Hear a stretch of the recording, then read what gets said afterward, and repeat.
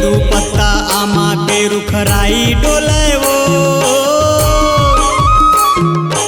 आजा रे आजा कही के रानी सनाना सनाना पुरवाई डोले सनाना सनाना पुरवाई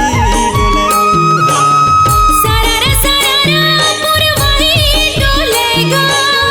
सरारा सरारा पुरवाई डोलेगा सनाना सनाना पुरवाई डोले वो सनाना सनाना पुरवाई डोले वो तेंदू पत्ता आमा के रुखराई बोलेगा आजा रे आजा कहीं के राजा सरारा सरारा पुरवाई डोलेगा सरारा सरारा पुरवाई डोलेगा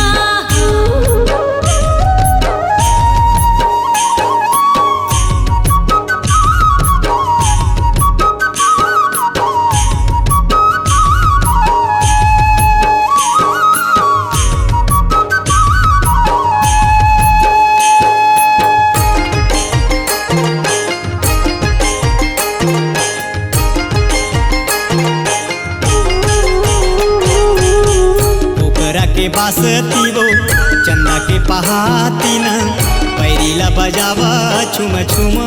आबे वो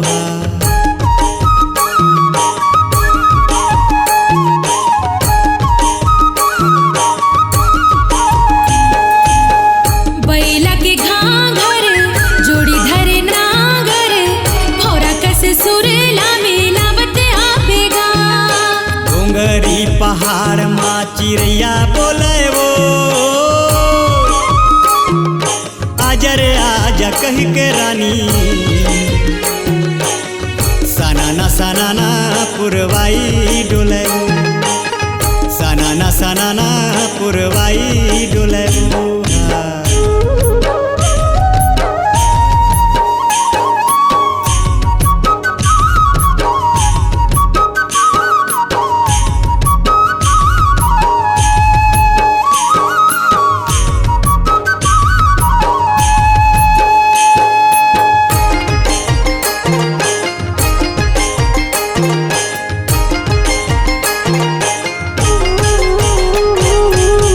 पंछी है बोले रानी पिहू पिहू डाली ले बरसा रानी रिम झिम आवे वो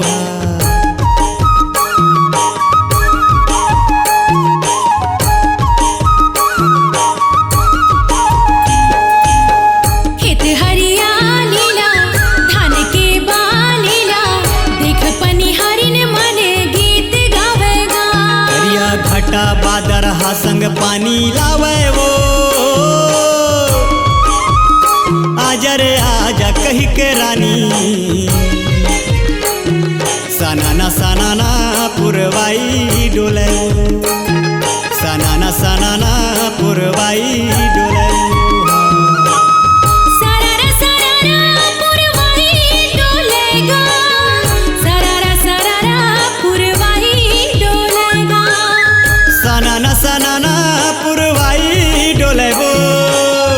सनाना सनाना पुरवाई डोले ना